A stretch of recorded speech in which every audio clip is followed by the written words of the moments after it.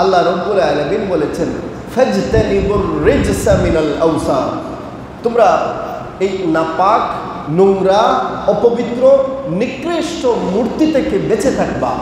ফাজতানিবু, তোমরা সতর্ক থাকবা, ত্যাগ করো, তোমরা কোনোভাবে মূর্তির সাথে সম্পর্ক তৈরি করিও না, কারণ ফাইন্নাহু রিজস, এই মূর্তিটা হচ্ছে সবচাইতে নোংরা, সবচাইতে নাপাক, সবচাইতে নিকৃষ্ট। জোরে বলেন নাউজুবিল্লাহ। আল্লাহ রসুলকে যখন জিজ্ঞেস করা হয়, ইয়া রাসূলুল্লাহ, সবচেয়ে বড়, সবচেয়ে নিকৃষ্ট গুনাহ কোনটি? আইয়ু যামবি আকবারু ইনদাল্লাহ, আল্লাহর কাছে কোন গুনাহটা সবচেয়ে বড়? রাসূলুল্লাহ সাল্লাল্লাহু আলাইহি ওয়াসাল্লাম জবাব দেন, আল ইশরাকু বিল্লাহ, আল্লাহর সাথে শিরিক করা।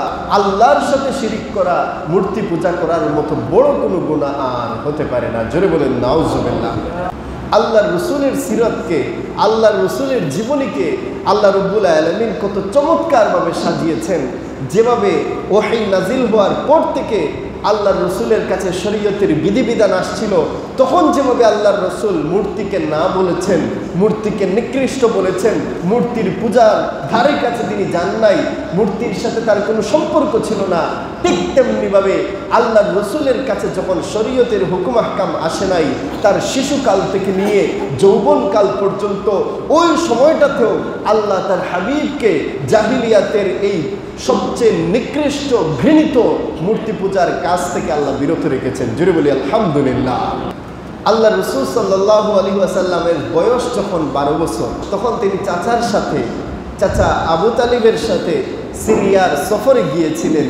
সেখানে এক খ্রিস্টান পাদ্রী বুহাইরা বা বাহিরার সাথে সাক্ষাৎ হয়েছিল। আল্লাহ রসুল সাল্লাল্লাহু আলাইহি ওয়াসাল্লামকে সেই পাদ্রী কিছু কথা বলেছিল, যেটা ইমাম আবু নুআইম রাহমাতুল্লাহ আলাইহি তিনি তার দালাইলুন নবুওয়াত কিতাবের মধ্যে সেই কথাগুলো এনেছেন। পাদ্রী বুহাইরা আল্লাহ রসুল সাল্লাল্লাহু আলাইহি ওয়াসাল্লামকে ডাক দিয়ে বলেছিল, ইয়া গুলাম আসআলুকা বিহাক্কিল লাতি ওয়াল উজ্জা ইল্লা আখবারতানি আম্মা আসআলুকা আনহু। আল্লাহ রসুলকে ডাক দিয়ে বলতেছে, হে বাচ্চা, তোমাকে আমি লাত এবং উজ্জা নামক মক্কার কুরাইশদের সবচেয়ে বড় দুইটা মূর্তি লাত এবং উজ্জার কসম দিয়ে বলতেছি, তোমার কাছে আমি কিছু প্রশ্ন করতে চাই, তুমি আমাকে সঠিক জবাব দিবে। আল্লাহ রসুল সাল্লাল্লাহু আলাইহি ওয়াসাল্লাম সাথে সাথে প্রতিবাদ করে উঠেন। তিনি জবাব দেন, ওয়া আইয়ু হাক্কিন লাহুমা ইনদি, আমি রসুলের সাথে লাত মানাতের কি বা অধিকার, কি বা সম্পর্ক? কেনই বা আপনি লাত মানাতের কসম আমাকে দিচ্ছেন? লাত মানাতের তো কোনো অধিকার আমি মুহাম্মদুর রাসূলুল্লাহর উপর নাই। সুতরাং তুমি কেনই বা আমাকে লাত মানাত আর উজ্জাতের তুমি কসম দিচ্ছ? লা তাসআলনি বিহাক্কিল লাতি ওয়াল উজ্জা, তুমি কখনো আমাকে লাত কিংবা উজ্জার কসম দিয়ে কিছু বলবা না। ফাওয়াল্লাহি মা আবগাদতু শাইআন কাত্তু বুগদাহুমা, আমি এই লাত আর উজ্জাকে যতটা ঘৃণা করি, পৃথিবীতে আর কোনো বস্তুকে আমি এতটা ঘৃণা করি না। জোরে বলেন সুবহানাল্লাহ। ওমা তাআম্মালতুহুমা বিন-নাজরি ইলাইহিমা কারাহাতান লাহুমা, আমি এগুলাকে এতটা অপছন্দ করি যে আমি কখনো লাত মানাতের দিকে তাকানোর মতো চিন্তা ভাবনাও করি নাই। আমি কোনোদিন লাত মানাত উজ্জার দিকে তাকাবো এই চিন্তাটুকুও করি নাই, এতটা আমি এটাকে অপছন্দ করি। সেখানে লাত মানাতের কসম আমাকে দিচ্ছেন, আমার কাছে লাত মানাতের কসম দিবেন না। আমি এইগুলার দিকে কখনো তাকাবো এই কল্পনাও করি না। আমি এইগুলাকে এতটা বেশি ঘৃণা করি, এতটা আমি অপছন্দ করি। কোনো মূর্তিকে আমি রসুল পছন্দ করি না। ওয়ালাকিন ইসআলনি বিল্লাহ, ও পাদ্রী বুহাইরা, তোমার যদি কোনো কিছু জানার থাকে, বুঝার থাকে, জিজ্ঞেস করার থাকে, তুমি আমি নবী মুহাম্মদকে আল্লাহর নামের কসম দিয়ে বলতে পারো, আমাকে কোনো লাত মানাতের কসম দিয়ে বলবা না। যদি আমার কাছে ইলম থাকে, আমার যদি জানা থাকে, তাহলে অবশ্যই আমি তোমাকে জানিয়ে দেব। তুমি কথা বলতে চাইলে, কসম দিতে চাইলে আমাকে আমার আল্লাহর নামে কসম দাও। সুবহানাল্লাহ। আমাকে কসম দিতে চাইলে আল্লাহর নামে দাও, কোনো লাত মানাতের নামে আমাকে কসম দিতে যাইও না। সেই লাত মানাত উজ্জা এইগুলা যদিও মক্কার সংস্কৃতি, মক্কার সমস্ত মানুষরা এইগুলার পূজা করে সময় কাটায়, কিন্তু যখনও আল্লাহর ওহী নাজিল হয় নাই তখনও আমার রসুল কোনো মূর্তিকে পছন্দ করতেন না। হযরতে আম্মাজান খাদিজাতুল কুবরা রাদিয়াল্লাহু তাআলা আনহা, ওনার সাথে আল্লাহর রসুলের বিবাহ হয় 25 বছর বয়সে। আল্লাহ রসুলের বয়স যখন 25 বছর, তিনি তখন হযরতে খাদিজাকে কি করেন? বিবাহ করেন। তো খাদিজা রাদিয়াল্লাহু তাআলা আনহাকে একদিন ডাক দিয়া বলেন, আই খাদিজা, ওয়াল্লাহি লা আ'বুদুল লাতা আবাদান ওয়া লা আ'বুদুল উজ্জা আবাদান। আল্লাহ রাসূল সাল্লাল্লাহু আলাইহি ওয়াসাল্লাম বলেন, আই খাদিজা, ও হে খাদিজা শুনো, ওয়াল্লাহি আমার আল্লাহর কসম করে বলি, লা আ'বুদুল লাতা আবাদান, আমি কোনোদিন লাতের ইবাদত করি নাই। সুবহানাল্লাহ। ওয়ালা আ'বুদুল উজ্জা আবাদান, আমি কোনোদিন উজ্জা মূর্তির ইবাদত করি নাই। আমি রসুল জীবনে কোনোদিন মূর্তি পূজায় যাই নাই, মূর্তির কোনো ইবাদত করি নাই। তখন কিন্তু এই কথা বলাটা একটা অপরাধের মধ্যে পড়ে। কথা বুঝতেছেন? কারণ তৎকালীন সমাজ ব্যবস্থা 100%-এর মধ্যে 95, 96, 97, 98% মানুষ মূর্তি পূজা করে। 1-2% মানুষ, যেমন ওয়ারাকা ইবনে নৌফেল, হযরতে খাদিজা, হযরতে আবু বকর, এইরকম কিছু মানুষ যারা ছিলেন, এরা দ্বীনে হানিফের উপর ছিলেন। ইব্রাহিম নবীর ধর্ম যেটা আল্লাহর পক্ষ থেকে এসেছিল, এক আল্লাহর ইবাদত করা, এই এক আল্লাহর ইবাদত করার হুকুম আহকাম মানতেন সামান্য কিছু মানুষ, কিন্তু কোরআনের ওহী তখনও আসে নাই। কিন্তু কিছু মানুষ, মাত্র 1% বা 2% মানুষ কি করতেন? মূর্তি পূজা করতেন না। আর প্রায় 98-99% মানুষ তখন মূর্তি পূজা করত। সেখানে আল্লাহর রাসূল সাল্লাল্লাহু আলাইহি ওয়াসাল্লাম বলতেছেন, ও খাদিজা শোনো, আল্লাহর কসম করে বলি, আমি কোনোদিন লাত কিংবা উজ্জার মূর্তি পূজায় যাই নাই। হযরতে খাদিজা, রাসূলুল্লাহর স্ত্রী, তিনি কি বললেন? তিনি বললেন, হাল্লিল উজ্জা ইয়া রাসূলুল্লাহ, উজ্জার বিষয়টা আপনি বাদ দেন, এটা নিয়ে আপনি কোনো চিন্তা করিয়েন না। মুশরিকরা ইবাদত করে, মক্কার কুরাইশরা ইবাদত করে, মূর্তি পূজা করে, তাদের বিষয় তাদের, আপনি এইসব নিয়ে মাথা ঘামানোর প্রয়োজন নাই। আপনাকে কেউ মূর্তি পূজা করার জন্য বাধ্য করতে পারবে না। জুড়ে বলেন সুবহানাল্লাহ। হযরতে খাদিজা রাদিয়াল্লাহু তাআলা আনহা রাসূলুল্লাহকে সাপোর্ট দেন, বলেন আপনার বিষয়টা আপনি যেভাবে ইচ্ছা সেভাবে চলেন, আপনার ব্যাপারে কোনো সংশয় সন্দেহ নাই। আল্লাহর রাসূল সাল্লাল্লাহু আলাইহি ওয়াসাল্লামের একজন পালক পুত্র ছিল, তার নাম যায়েদ ইবনুল হারেসা। যায়েদ ইবনে হারেসা নামে এক ব্যক্তি আল্লাহ রসুলের পালক পুত্র ছিলেন। কিভাবে আল্লাহ রসুলের পালক পুত্র হলেন তিনি? যায়েদ ইবনে হারেসা, তিনি তার নানার বাড়িতে গিয়েছেন বেড়াতে মায়ের সাথে। তো সেখানে কায়েন গোত্রের কিছু লোক সেই গোত্রে আক্রমণ করে, নানা বাড়িতে গিয়েছেন বেড়াতে, সেখানে কিছু মানুষ কি করেছে? আক্রমণ করেছে। তারপর যায়েদ ইবনে হারেসার বয়স ছিল 14-15 বছর। সেই আক্রমণ করার কারণে তিনি তাদের হাতে বন্দী হয়ে যান। কায়েন গোত্র তাকে বন্দী করে নিয়ে আসে উকাজ মেলায়। মক্কার তৎকালীন সময়ে বড় বড় যে কয়েকটা মেলা হতো, তার মধ্যে একটা ছিল কি? উকাজ মেলা। সেই উকাজ মেলায় যায়েদ ইবনে হারেসাকে ওই কায়েন গোত্রের মানুষ বিক্রি করে দেয়। কিনলেন কে? কিনলেন হযরতে হাকিম ইবনে হিজাম রাদিয়াল্লাহু তাআলা। আল্লাহ রসুলের পরবর্তীতে তিনি সাহাবী হয়েছেন। হাকিম ইবনে হিজাম এই বাচ্চা যায়েদ ইবনে হারেসাকে কিনে তিনি তার ফুফু হযরতে খাদিজা রাদিয়াল্লাহু তাআলা আনহাকে গিফট দিলেন। তিনি হযরতে খাদিজাকে হাদিয়া হিসাবে দিয়ে দিলেন যায়েদ ইবনে হারেসাকে। আল্লাহর রাসূল সাল্লাল্লাহু আলাইহি ওয়াসাল্লামের সাথে হযরতে খাদিজা রাদিয়াল্লাহু তাআলা আনহার বিবাহ হয়ে যায়। তখন খাদিজা রাদিয়াল্লাহু তাআলা আনহা ওই যে উপহার পেয়েছিলেন যে বাচ্চাটাকে, যায়েদ ইবনে হারেসা, তাকে আল্লাহর রসুলের সামনে পেশ করে বলেন, ইয়া রাসূলুল্লাহ, এই গোলামটা আমি আপনাকে দিয়ে দিলাম। সুবহানাল্লাহ। তখন আল্লাহর রসুলের বয়স 25 বছর বিবাহের সময়। তো যায়েদ ইবনে হারেসা এখন আল্লাহর রসুলের সাথে থাকেন, সব সময় আল্লাহর রসুলের সাথে থাকেন। রাসূলুল্লাহ নিজের সন্তানের মতো যায়েদ ইবনে হারেসাকে ভালোবাসেন, যার কারণে যায়েদ ইবনে হারেসা তার বাপ দাদার চাইতেও বেশি আল্লাহ রসুলকে ভালোবেসে ফেলে। কিন্তু আল্লাহ রসুলের কাছে তখনও কোরআনের ওহী আসে নাই। তো যায়েদ ইবনে হারেসার বাবা, চাচা, এরা সংবাদ পেলেন যে আমাদের সন্তান, যাকে কায়েন গোত্রের মানুষ বন্দি করে নিয়ে বিক্রি করে দিয়েছে গোলাম বানিয়ে, সেই সন্তানটা মক্কায় কোনো এক ব্যক্তির কাছে আছে। এই সংবাদ জানার পর তখন যায়েদ ইবনে হারেসার বাবা, চাচা এরা দূর থেকে নিজের দেশ থেকে সফর করে আল্লাহ রসুলের সাথে এসে সাক্ষাৎ করেন। এসে আল্লাহ রসুলকে বলেন, ইয়া রাসূলুল্লাহ, মুহাম্মদুর রাসূলুল্লাহকে বলেন আপনি যা চাইবেন, যে সম্পদ চাইবেন আপনাকে আমরা সেই সম্পদ দিতে রাজি আছি। যে সম্পদ চাইবেন সেই সম্পদ আপনাকে দিব। আপনি সম্পদ নিয়ে যান, তবুও আমাদের ছেলে জয়েদ ইবনে হারেসাকে আমাদের সাথে দিয়ে দেন, আমরা জয়েদকে নিয়ে যাব। আল্লাহ রসুল সাল্লাল্লাহু আলাইহি ওয়াসাল্লাম কি বললেন? রাহমাতুল লিল আলামিন। তিনি তখন বললেন, দেখো, যদি তোমাদের ছেলে জয়েদ সে তোমাদের সাথে যেতে চায়, আমি তাকে বিনামূল্যে তোমাদের সাথে দিয়ে দিব। আমি 1 টাকাও নিব না, বরং এই ছেলেটাকে আমি তোমাদের সাথে দিয়ে দিব। আর যদি সে না যেতে চায় তবে কিন্তু আমি তাকে জোর করতে পারবো না।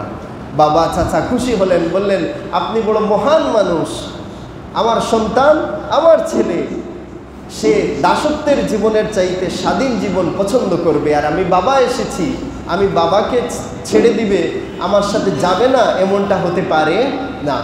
তাই বাবা যখন ছেলেকে ডাকলেন, যায়েদ ইবনে হারেসা যখন বাবা হারেসার সামনে আসেন, তখন আল্লাহ রসূল সাল্লাল্লাহু আলাইহি ওয়াসাল্লাম বলেন, ও যায়েদ, তোমার বাবা চাচা তোমার কাছে এসেছেন, তুমি চাইলে তোমার বাবা চাচার সাথে চলে যেতে পারো, চাইলে তুমি আমার সাথে থাকতে পারো, চাইলে তুমি চলে যেতে পারো, আর যদি তুমি না যেতে চাও আমি তোমাকে জোর করে তাড়িয়ে দিব না। তখন যায়েদ ইবনে হারেসা বলেন, আল্লাহর কসম করে বলি, আমি কখনো আমার মুনিব, আমার মালিক মুহাম্মদুর রাসূলুল্লাহকে ছেড়ে আমার বাবা চাচার সাথে যাব না, আমি আল্লাহর রসুল মুহাম্মদ সাল্লাল্লাহু আলাইহি ওয়াসাল্লামের সাথেই থাকবো। জোরে বলেন সুবহানাল্লাহ। তখন জয়েদের বাবা হারেসা এবং চাচারা বলেন, এটা কেমন কথা? তুমি নিজের বাবার সাথে যেতে চাচ্ছ না, নিজের পিতার সাথে যেতে চাচ্ছ না, তুমি এখানে গোলাম হয়ে থাকবা, অথচ আমাদের সাথে গেলে তুমি স্বাধীন হয়ে যাবা, তোমার তো উচিত আমাদের সাথে চলে যাওয়া। তখন যায়েদ ইবনে হারেসা বলেন, আমার মালিক এই যে মুহাম্মদুর রাসূলুল্লাহ, তিনি আমার সাথে এমন আচরণ করেছেন, ওয়াল্লাহি আল্লাহর কসম করে বলি, দুনিয়ার কোনো মানুষ, এমনকি আমার মা বাবাও আমার সাথে এত ভালো আচরণ করতে পারবে না যতটা এই ব্যক্তি আমার সাথে করেছেন। চিল্লায়া বলেন সুবহানাল্লাহ। যায়েদ ইবনে হারেসা যান নাই, আল্লাহ রসুলের সাথে আছেন। আল্লাহ রসুল সাল্লাল্লাহু আলাইহি ওয়াসাল্লাম এই ঘটনার পর যায়েদ ইবনে হারেসা যে আল্লাহ রসুলকে এত বেশি ভালোবাসেন, এটা দেখার পর আল্লাহ রসুলের এত মহব্বত আসে, কাবাগরের সামনে গিয়ে মানুষকে জানায়া দেন, সবাই জেনে রাখো, আজ থেকে যায়েদকে আমি মুহাম্মদুর রাসূলুল্লাহ আমার সন্তান হিসাবে ঘোষণা করলাম, সে আজ থেকে আমার ছেলে। সুবহানাল্লাহ। আমি আজাদ করে দিলাম, আর সে আজ থেকে আমার ছেলে। তখন মানুষ ডাকা শুরু করলো, যায়েদ ইবনে হারেসা না ডেকে মানুষ বলতো যায়েদ ইবনে মুহাম্মদ, মুহাম্মদের ছেলে, মুহাম্মদুর রাসূলুল্লাহ সাল্লাল্লাহু আলাইহি ওয়াসাল্লামের ছেলে যায়েদ। কিন্তু আল্লাহর এটা পছন্দ হয় নাই। আল্লাহ যখন শরীয়ত আসলো, কোরআন নাজিল হওয়া শুরু হলো, তখন আল্লাহ রাব্বুল আলামিন নিষেধ করে দিলেন, বললেন উদউহুম লিআবাইহিম, তোমরা তোমাদের বাবার নামে ডাকো, পালক পুত্রকে নিজের পুত্র হিসাবে ডাকবা না, তাকে তার নিজের বাবার নামে, যে বাবা জন্ম দিয়েছেন তার নামেই ডাকবা। পালক পুত্র হয়েছে তো কি হয়েছে, সে তো আর তোমার আপন পুত্র হয়ে যায় নাই। তাই এরপর থেকে আর মানুষ যায়েদ ইবনে মুহাম্মদ বলতেন না, আগের মতো যায়েদ ইবনে হারেসা বলতেন। তো সেই যায়েদ ইবনে হারেসা যে আল্লাহ রসুলের মহব্বতে রসুলুল্লাহর কাছে থেকে গিয়েছে, নিজের বাবার সাথে যায় নাই, সেই যায়েদ ইবনে হারেসা আল্লাহর রসুলের সাথে থাকে। রসুলুল্লাহর বয়স তখন 25, 26, 27, 28 এইরকম বয়স, আর যায়েদ ইবনে হারেসার বয়স তখন 14-15 বছর। আল্লাহর রসুল আর যায়েদ ইবনে হারেসা একসাথে যে কোনো জায়গায় যান। তো যায়েদ ইবনে হারেসা বলেন, কানা সানামুন মিন নুহাসিন, তামার একটা তামার মূর্তি ছিল কুরাইশদের কাছে, ইউকালু লাহু ইসাফ আও নাএলা, যেই মূর্তিটার নাম ছিল ইসাফ কিংবা নাএলা নামক মূর্তি, তামা দিয়ে তৈরি করা একটা মূর্তি ছিল, যেটা কাবাগরের পাশে রাখা ছিল। ইয়াতামাসসাহু ফি বিহিল মুশরিকুনা ইযা তাওয়াফু, মুশরিকরা যখন কাবাগর তওয়াফ করত, তাদের অভ্যাস ছিল যে তারা মূর্তির গায়ে স্পর্শ করত। আমরা যেভাবে তওয়াফ করি কাবাগরে, তারাও এইরকম কি করত, তওয়াফ করত। কিন্তু তওয়াফ করার সময় তারা এই মূর্তিটাকে স্পর্শ করত, সম্মান জানানোর জন্য, ইবাদত করার জন্য মূর্তির গায়ে কি করত, স্পর্শ করত। তো আল্লাহ রাসূল সাল্লাল্লাহু আলাইহি ওয়াসাল্লাম একদিন কাবাগরে তিনি তওয়াফ করতে গেছেন। তিনি কি কোনো মূর্তির তওয়াফ করেন? না, তিনি কার তোয়াফ করেন? আল্লাহর তোয়াফ। তো ফাতাওয়াফা রাসূলুল্লাহি সাল্লাল্লাহু আলাইহি ওয়াসাল্লাম, আল্লাহর রসুল মক্কা শরীফে এসেছেন কাবাগর তাওয়াফ করবেন। তখন যায়েদ ইবনে হারেসা বলেন ওয়াতুফতু মাআহু, আমিও আল্লাহর রসুল আমার মালিক মুহাম্মদ সাল্লাল্লাহু আলাইহি ওয়াসাল্লামের সাথে আমিও তোয়াফ শুরু করে দিলাম। তো তিনি তো ছোট্ট মানুষ। ফালাম্মা মারারতু, আমি যখন অতিক্রম করছিলাম মূর্তির পাশ দিয়ে, যায়েদ ইবনে হারেসা বলেন দেখলাম মক্কার কুরাইশরা ঘুরে যাওয়ার সময় এই মূর্তির কাছে আসলে স্পর্শ করে। তা আমিও ভাবলাম তাহলে আমি কেন স্পর্শ করব না? যায়েদ ইবনে হারেসা বলেন আমিও মূর্তির গায়ে স্পর্শ করলাম। রাসূলুল্লাহর সাথে তিনিও স্পর্শ করলেন। আল্লাহ রসুল বললেন লা তামাসসাহু, যায়েদ ইবনে হারেসা সাবধান, এই মূর্তিকে তুমি স্পর্শ করিও না। তখন যায়েদ বললেন ফাতুফনা ফাকুলতু ফি নফসি, আমি আল্লাহ রসুলের সাথে তওয়াফ করছিলাম আর মনে মনে বলছিলাম তিনি তো আমাকে নিষেধ করেছেন, তিনি আমাকে এই মূর্তি স্পর্শ করতে কি করেছেন? নিষেধ করেছেন।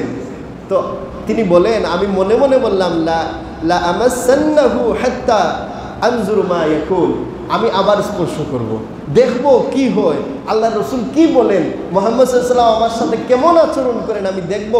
মূর্তি যখন আবার তোয়াফ করে মূর্তির কাছে আসবো, আবার স্পর্শ করব, দেখব কি ঘটনা ঘটে, তিনি কি বলেন। তো তিনি যখন দ্বিতীয়বার রাউন্ড দিয়ে আসছেন মূর্তির কাছে, তিনি আবার স্পর্শ করলেন। আল্লাহ রসুল সাল্লাল্লাহু আলাইহি ওয়াসাল্লাম তখন কিছুটা ধমক দিয়ে বললেন আলাম তুনহা, তোমাকে কি নিষেধ করা হয় নাই? তোমাকে কি বলা হয় নাই এই মূর্তিকে স্পর্শ না করতে? তখন যায়েদ ইবনে হারেসা বুঝলেন আল্লাহ রসুল সাল্লাল্লাহু আলাইহি ওয়াসাল্লাম মূর্তিকে স্পর্শ করা, মূর্তিকে পূজা করা, মূর্তিকে স্পর্শ করা তিনি পছন্দ করছেন না। এই বিষয়টা দেখার পর যায়েদ ইবনে হারেসা বলেন ফাওয়াল্লাহি, আল্লাহর কসম করে বলি, আল্লাহ কোরআন নাজিল করেছেন আল্লাহর রসুলের উপর, সম্মানিত করেছেন, কিন্তু মা ইসতালামা সানামান হাত্তা আকরামাহুল্লাহু বিল্লাযী আকরামাহু ওয়া আনজালা আলাইহি, কোরআন নাজিল হওয়া পর্যন্ত আল্লাহর রাসূল সাল্লাল্লাহু আলাইহি ওয়াসাল্লাম এক মুহূর্তের জন্য জীবনে কোনোদিন কোনো মূর্তিকে স্পর্শ করেন নাই। জোরে বলেন সুবহানাল্লাহ। যেখানে আল্লাহর রাসূল সাল্লাল্লাহু আলাইহি ওয়াসাল্লাম মূর্তিকে অপছন্দ করেন সেখানে তো তিনি স্পর্শ করবেন না, আর যেখানে মূর্তিকে স্পর্শ করেন না সেখানে মূর্তি পূজার উৎসবে যাওয়া আল্লাহ রসুল থেকে এটা কি কল্পনা করা যায়? কোরআন নাজিলের আগেও যায় না, কোরআন নাজিলের পরেও যায় না। কোরআন নাজিল হওয়ার পরে তো সম্ভবই না, কোরআন নাজিলের আগেও কোনো দিন আল্লাহ রসুল সাল্লাল্লাহু আলাইহি ওয়াসাল্লাম মূর্তি পূজার উৎসবে যান নাই। জুড়ে বলেন সুবহানাল্লাহ।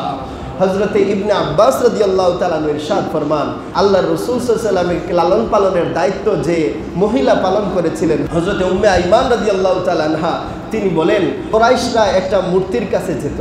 বুয়ানা নামক স্থানে একটা পাহাড় আছে, একটা পাহাড়ের চূড়ার উপরে একটা মূর্তি ছিল।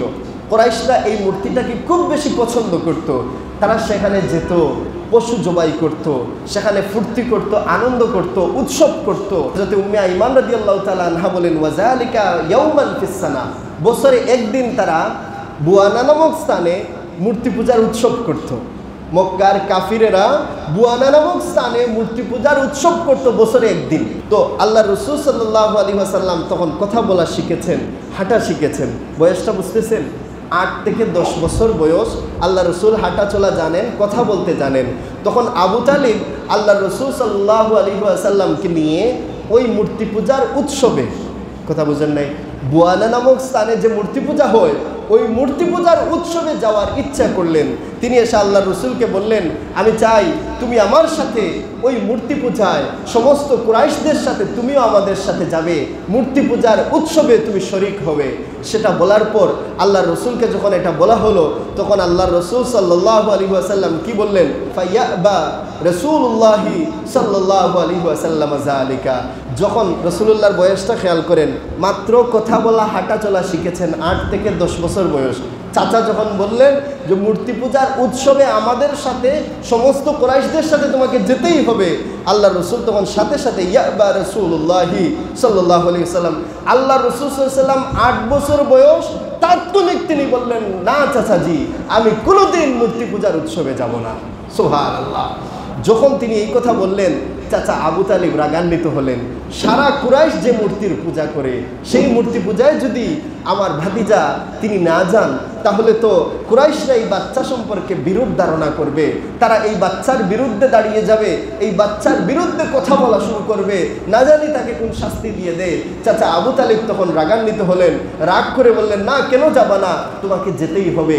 রাসূলুল্লাহর ফুফু যারা ছিলেন, হযরতে সাফিয়া রাদিয়াল্লাহু তাআলা আনহা সহ রাসূলুল্লাহর ফুফু যারা ছিলেন, তারাও আল্লাহর রসুলের উপর রাগান্বিত হলেন।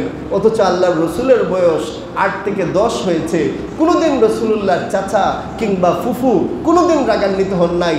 আজকে যখন আল্লাহর রসুল বলেছেন সেই উৎসবে যাবেন না, রসুল্লাহ সাল্লাল্লাহু আলাইহি ওয়াসাল্লাম যখন এটা অস্বীকার করেছেন, তখন কিন্তু চাচা ফুফু আল্লাহর রসুলের উপর রাগান্বিত হলেন। এমনকি আল্লাহর রসুল সাল্লাল্লাহু আলাইহি ওয়াসাল্লামকে বলতে লাগলেন, ইন্না লানাখাফু আলাইকা মিম্মা তাসনাউ মিন ইজতিনাবি আলিহাতিনা। হে মুহাম্মদ সাল্লাল্লাহু আলাইহি ওয়াসাল্লাম, তুমি যে আমাদের সাথে মূর্তি পূজায় যাবা না, আমাদের উৎসবে যাবা না, আমাদের আশঙ্কা হচ্ছে কুরাইশরা তোমার কোনো ক্ষতি করবে, কুরাইশরা তোমার বিরুদ্ধে চলে যাবে। আমরা চাই যেভাবেই হোক তুমি আমাদের সাথে মূর্তি পূজার অনুষ্ঠানে যাও। আল্লাহ রসুল তখন রাজি হন না, কোনোভাবে রাজি হন না। তখন রাসূলুল্লাহ সাল্লাল্লাহু আলাইহি ওয়াসাল্লামকে জোর করে চাচা আবু তালিব আর ফুফুরা নিয়ে চলা শুরু করলেন, না, তোমাকে যেতেই হবে। ছোট্ট মানুষ বাধ্য হয়ে চাচার সাথে রওনা দিয়েছেন। মূর্তি পূজার উৎসবে রাসূলুল্লাহ সাল্লাল্লাহু আলাইহি ওয়াসাল্লাম যেতে চান না, টানা হেঁচড়া করে আল্লাহ রসুলকে জোর করে নেওয়া হচ্ছে। তখন আল্লাহ রব্বুল আলামিনের রহমত দেখেন, কুদরত দেখেন। আল্লাহ রসুল সাল্লাল্লাহু আলাইহি ওয়াসাল্লাম সম্পর্কে বলেন, উম্মে আইমান রাদিয়াল্লাহু তাআলা আনহা ফালাম ইয়াজালু বিহি, এইভাবে তারা জোর করতেই থাকলেন হাত্তা জাহাওয়া, আল্লাহ রসুলও বাধ্য হয়ে তাদের সাথে যাচ্ছিলেন। এমতা অবস্থায় ফাগাবা আনহুম মাশাআল্লাহ, আল্লাহর হঠাৎ ইচ্ছা হলো, চলতেছেন রাস্তা থেকে, হঠাৎ দেখা যায় নবী মুহাম্মদুর রাসূলুল্লাহ নাই, তিনি অদৃশ্য হয়ে গেছেন। তাকে খোঁজাখুঁজি করে না চাচা পান না ফুফু পান, জোরে বলেন সুবহানাল্লাহ। সবাই তাকাইয়া দেখেন, সবাই আছে, কিন্তু নবী মুহাম্মদুর রাসূলুল্লাহ সাল্লাল্লাহু আলাইহি ওয়াসাল্লাম তিনি নাই। এটা দেখার পর তারা বুঝতে পারছেন নিশ্চয়ই আজকে কোনো ঘটনা ঘটেছে। দেখা গেল মূর্তি পূজা শেষ হয়েছে, সবাই বাড়ি ফিরেছেন। সুম্মা রাজা ইলাইনা মারউবান ফাজাআন, আল্লাহ রসুল বাড়ি ফিরে এসেছেন। রসুলুল্লাহর চেহারার দিকে তাকাইয়া দেখা যায় রসুলুল্লাহ সাল্লাল্লাহু আলাইহি ওয়াসাল্লাম বড় ভীত অবস্থায় আছেন। তখন রসুলুল্লাহ সাল্লাল্লাহু আলাইহি ওয়াসাল্লাম কে দেখা মাত্র রসুলুল্লাহর ফুফুগণ বললেন, কোথায় গিয়েছিলে, কি হয়েছে, তুমি এতটা ভীত সন্ত্রস্ত কেন, তোমাকে দেখতে এতটা ভীত দেখা যাচ্ছে কেন, কি হয়েছে তোমার? তখন আল্লাহ রসুল সাল্লাল্লাহু আলাইহি ওয়াসাল্লাম বললেন, ইন্নী আখশা আন ইয়াকুনা বি লামাম, তিনি বললেন, আমার অসুস্থতা মনে হচ্ছে, আমি অসুস্থতা বোধ করছি, আমার কাছে সব কিছু উল্টাপাল্টা মনে হচ্ছে, আমার সাথে কি যেন হয়েছে আমি বুঝতে পারতেছি না। তখন রাসূলুল্লাহর ফুফুকান বললেন, মা কানাল্লাহু লিয়াবতালিয়াকা বিশ-শাইতান, হে মুহাম্মদ সাল্লাল্লাহু আলাইহি ওয়াসাল্লাম, তোমার সাথে আল্লাহ এমন কোনো আচরণ করবেন না, আল্লাহ তোমাকে কখনো শয়তান দিয়ে পরীক্ষা করবেন না, কোনো শয়তানের খপ্পরে আল্লাহ কখনো তোমাকে ফেলবেন না, এটা আমরা বুঝতেছি। কারণ তুমি যতটা বড় হচ্ছ প্রত্যেক দিন তোমার সিরত, তোমার সুরত, তোমার চলাফেরা আমরা দেখতে পাচ্ছি, তোমার চলাফেরার মধ্যে কল্যাণ, উত্তম, ভালো ছাড়া আর কিছুই দেখতে পাচ্ছি না। আমাদের বিশ্বাস তোমার কাছে কোনো শয়তান আসতে পারবে না, আল্লাহ তোমাকে কোনো শয়তান দ্বারা পরীক্ষা করবেন না, কোনো শয়তানের ফিতনায় ফেলবেন না। যে যা কিছু ঘটুক তোমার সাথে সেটা নিশ্চয়ই আল্লাহর পক্ষ থেকে কল্যাণ হিসাবে হবে। সুবহানাল্লাহ। আল্লাহ রসুলকে জিজ্ঞেস করলেন, ফামাযাল্লাযী রাআইতা, আজকে কি দেখেছো, কোথায় গিয়েছিলে আর কি দেখেছো? আল্লাহ রসুল সাল্লাল্লাহু আলাইহি ওয়াসাল্লাম ভীত সন্ত্রস্ত 8 কিংবা 10 বছর বয়সের, তিনি তখন বললেন, তোমরা যখন আমাকে নিয়ে মূর্তি পূজার দিকে এগিয়ে যাচ্ছিলে, তোমরা যখন মূর্তির উৎসবের দিকে আমাকে নিয়ে জোর করে সামনে আগাচ্ছিলে, তখন আমি হঠাৎ দেখলাম তামাসসালুলি রাজুলুন, হঠাৎ এক ব্যক্তি আমার সামনে এসে দাঁড়িয়ে গেল। আবিয়াদ, যে ব্যক্তি সাদা পোশাক পরিহিত, তবিলুন, খুবই দীর্ঘ দেখতে, ইয়াসিহ, এই ব্যক্তি চিৎকার করে বলছিল, বি ওয়ারা আকি, হে ফুফুরা, তোমরা সামনে এগিয়ে যাচ্ছ, কিন্তু পিছন থেকে একজন আমাকে ডেকে ডেকে চিৎকার করে বলছিল, ইয়া মুহাম্মদ লা তামাসসাহু, ও মুহাম্মদ, তুমি মূর্তিকে স্পর্শ করিও না, মূর্তি পূজার উৎসবে যাইও না। তাই আমি সেখান থেকে কোথায় যেন হারিয়ে গেলাম। জোরে বলেন সুবহানাল্লাহ। ফুফুরা বলেন, যা বুঝার বুঝে গিয়েছি, আজকের পর থেকে তোমাকে আর এইসব উৎসবে কোনোদিন আমরা নিয়ে যাব না। সুবহানাল্লাহ। এটা ছিল আল্লাহ রসুলের জিন্দেগি। আল্লাহ তাআলা তার হাবিবের জীবনটাকে এইভাবে তিনি সংরক্ষণ করেছেন যে তার নবী থেকে সামান্য এক মুহূর্তের জন্য মূর্তি পূজার অনুষ্ঠানে নিয়ে যান নাই। এটা ছিল আমার রসুলের সিরত, এটা ছিল আমার রসুল সাল্লাল্লাহু আলাইহি ওয়াসাল্লামের আখলাক। তিনি কখনো মূর্তি পূজায় যান নাই, দেখার জন্য যান নাই। ইবাদত তো বহু দূরের কথা। রাসূলুল্লাহ সাল্লাল্লাহু আলাইহি ওয়াসাল্লাম বলেন, মা তাআম্মালতুন নাজরা, আমি মূর্তির দিকে তাকাবো এমন কল্পনা আমি কোনোদিন করি না। সুবহানাল্লাহ। যে নবী মূর্তির দিকে তাকানোর কল্পনা করেন নাই, যে নবী 8 বছর বয়সে তাকে জোর করেও মূর্তি পূজার উৎসবে দেখার জন্য নিয়ে যাওয়া হয় নাই, সেখানে যদি উম্মতে মুহাম্মদী বুক ফুলাইয়া মূর্তি পূজার অনুষ্ঠানে যাই, আমরা কি রাসূলুল্লাহর খাঁটি উম্মত হব? হওয়া সম্ভব? কেমন মুসলমান সামান্য ভোট কিংবা রাজনীতির জন্য আজকে বুক ফুলিয়ে আমরা সেখানে চলে যাচ্ছি, যা তা আবুল তাবুল বলে যাচ্ছি। অথচ আল্লাহর রাসূল সাল্লাল্লাহু আলাইহি ওয়াসাল্লামের সাহাবী হযরত ওমর ইবনুল খাত্তাব রাদিয়াল্লাহু তাআলা আনহু বলেছেন, আমরা এত খেলাফত বলি আর কোরআনের আইন বলি, কিন্তু আল্লাহর রাসূল সাল্লাল্লাহু আলাইহি ওয়াসাল্লামের খলিফা হযরত ওমর ইবনুল খাত্তাবের কথাটা না মানি তো কেমন খেলাফতের দাবি করতেছি আর কেমন কোরআনের আইনের দাবি করতেছি? যেখানে খলিফা হযরত ওমরের স্পষ্ট ফতোয়া আছে, তিনি বলেছেন, লা তাদখুলু আলাল মুশরিকিনা ফি কানাইসিহিম ইয়াউমাল আ'য়াদিহিম, তাদের ঈদের দিনে মুশরিকদের, কাফিরদের, মূর্তি পূজারীদের উৎসব চলে যখন, তোমরা খবরদার কখনো মূর্তি পূজারীদের উৎসবে যাবে না। কারণ ফাইন্না সাখতাতা তানজিলু আলাইহিম, আল্লাহর গজব নাজিল হয় যেখানে মূর্তি পূজা হয়। কারণ রাসূলুল্লাহ সাল্লাল্লাহু আলাইহি ওয়াসাল্লাম বলেন, মূর্তি পূজার চাইতে নিকৃষ্ট কোনো কাজ এই জমিনে হতে পারে না। রাসূলুল্লাহ বলেন, আইয়ুয যামবি আকবার, জিজ্ঞেস করা হলে বলেন আল ইশরাক বিল্লাহ, মূর্তি পূজার চাইতে বড় কোনো জুলুম আর এই জমিনে হতে পারে না। তাই রাসূলুল্লাহ সাল্লাল্লাহু আলাইহি ওয়াসাল্লাম একদিন হাদিসে বললেন, ইন্নামা আখাফু আলা উম্মাতিল আইম্মাতাল মুদিল্লিন, হায় হায় কুরবান যাই আমার রাসূল সাল্লাল্লাহু আলাইহি ওয়াসাল্লামের আলফাজের উপর। আজ থেকে 1500 বছর আগে কি বক্তব্য তিনি দিয়ে গিয়েছেন, তিনি সেখানে স্পষ্টভাবে বলছেন, ইন্নী আখাফু আলা উম্মতি, আমার উম্মতের জন্য আমি ভয় করি আল আইম্মাতাল মুদিল্লিন, গুমরাহ কিছু নেতা আসবে আমার উম্মতের মধ্যে, নিজেরাও গুমরাহ হবে, মানুষকেও গুমরাহ করবে, নিজেরাও বিপদে যাবে, ধর্মের নাম দিয়ে মানুষকে অধর্ম করাবে। আমি রাসূল ভয় করি এমন ভণ্ড কিছু নেতা এই জমিনে আসবে। এরা কি করবে? রাসূলুল্লাহ বলেন, লা তাকুমুস সাআ, কিয়ামত হবে না আমার উম্মতের কিছু মানুষ গিয়ে মুশরিকদের সাথে মিলিত না হওয়া পর্যন্ত, মুশরিকদের সাথে একেবারে মিলিত হয়ে একাকার না হওয়া পর্যন্ত কিয়ামত হবে না। কিয়ামত হওয়ার আগে আমার উম্মতের কিছু মানুষ গিয়ে, কিছু নেতা গিয়ে মুশরিকদের সাথে মিলে যাবে। হাত্তা তা'বুদা কাবাইলুম মিন উম্মাতিল আওসান, আমার উম্মতের কিছু মানুষ দেখা যাবে আমি নবীজির উম্মত অথচ সে মূর্তি পূজায় যায়। জোরে বলেন নাউজুবিল্লাহ।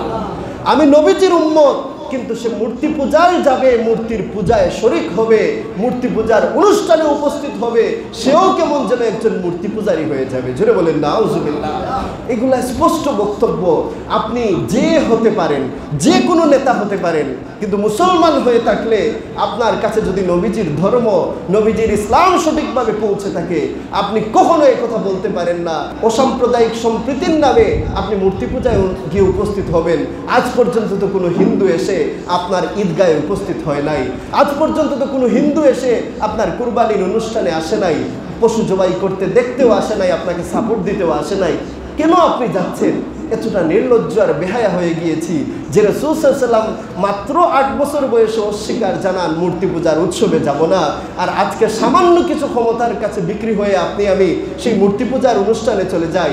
কেমন মুসলমান? কোন ধর্মের দাওয়াত দেয় আর কোন খেলাফত প্রতিষ্ঠা করতে চায় যে খেলাফতে আল্লাহর রাসূলের সিরাত নাই, যে খেলাফতে হযরত উমরের সুন্নাত নাই, যে খেলাফতের মধ্যে আবু বকরের সুন্নাত নাই, সাহাবায়ে কিরামের সুন্নাত নাই, যেখানে আল্লাহর রাসূলের সিরাত মানা হয় না, সেখানে আবার কিসের কোরআনের আইন?